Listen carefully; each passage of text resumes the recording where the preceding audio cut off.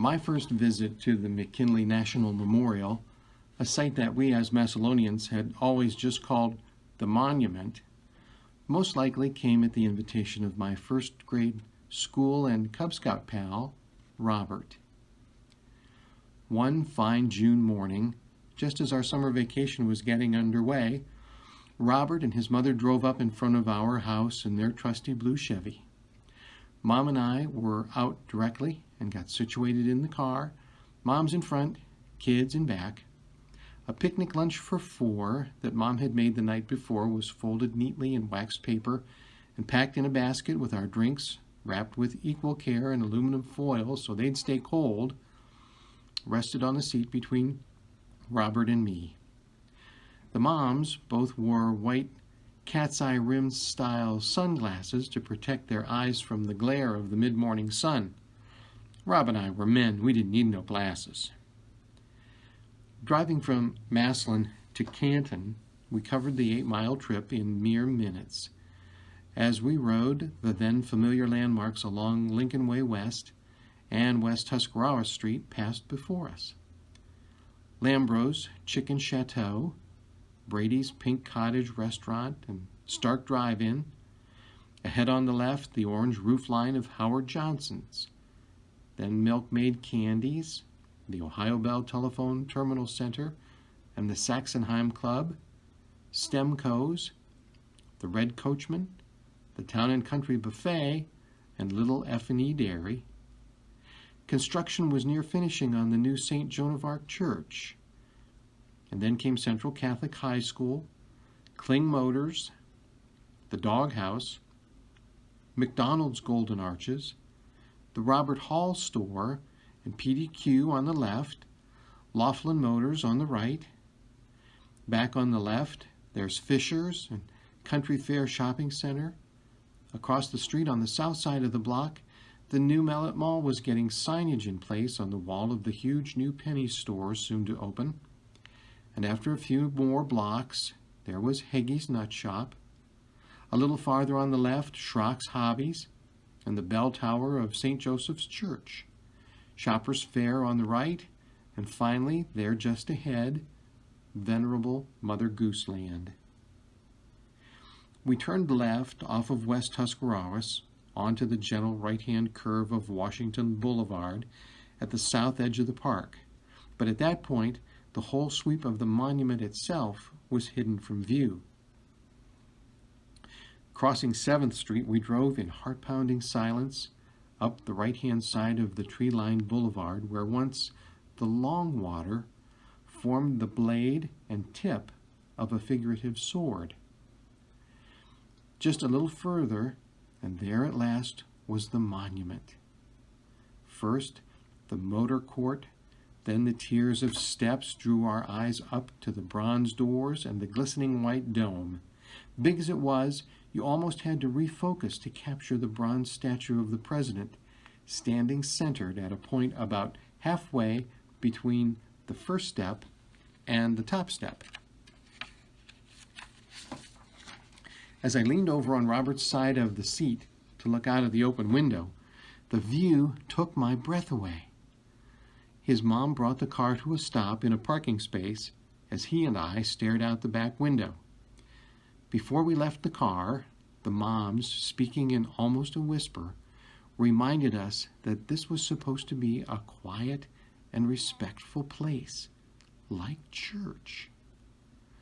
Once outside the car, I still wasn't sure of myself, and I held my mom's hand. I remember being just caught up in the moment, dare I say, the majesty of the place. The glaring white granite, the brilliant blue of a cloudless late spring sky, the deep green of the grass and the leaves on the trees, and the silence, respectful, awesome, and still. Everybody's mom must have had that talk in the car that morning because, except for maybe the click of a camera shutter or the occasional robin or cardinal trill, there was no sound. The American and Ohio state flags fluttered on their halyards but never scratched against the masts. Busy West Tusk was just a few blocks away, but not a sound intruded on that setting. It seemed holy. Then a little voice from someone who, in their excitement, forgot the whispered reminder from their mom, turned and hollered merrily from the topmost step, 108. Two small, matching granite buildings stood at the bottom of the steps on the same level as we were in the motor court. We thought maybe they were for guards, but we didn't see any while we were there. The steps had a bit of an irregular stride, so it took a few minutes for us to get our climbing rhythm, but it was quickly mastered, and we were on our way up and up. 45, 46, 47. A quick look back down to reckon how high we'd climbed and get a closer look at the statue. 68, 69, 70. Getting kind of sweaty. 106, 107, 108. We first turned to look behind us as we were standing above the tops of the trees and could see clear into downtown Canton.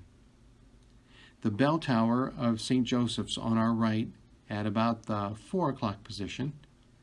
The 5th floor dome of Central Catholic appeared much farther out and slightly south at about 2 o'clock. Directly ahead and to the left, the panorama of skyscrapers, church steeples, smokestacks, and signal towers that was the pulse of Stark County.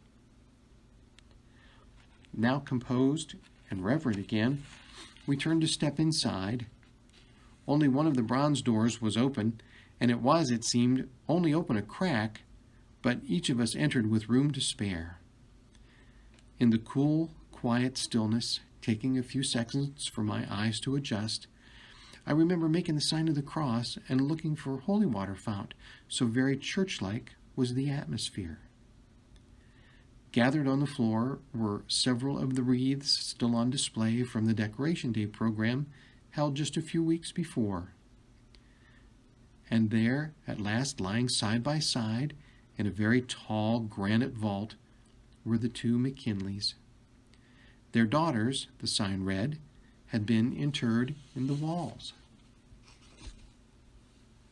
Looking up into the arch of the dome, I noticed that there were floodlights shining on the vault, and that it wasn't black, as I had thought, but instead a deep green. This seemed an almost surreal spot, so cool and clean and quiet, right on the edge of a busy downtown, but almost unaware of the hustle and bustle going on all around it. Time suspended itself for those several minutes we spent inside, reading and imagining and taking history by the hand.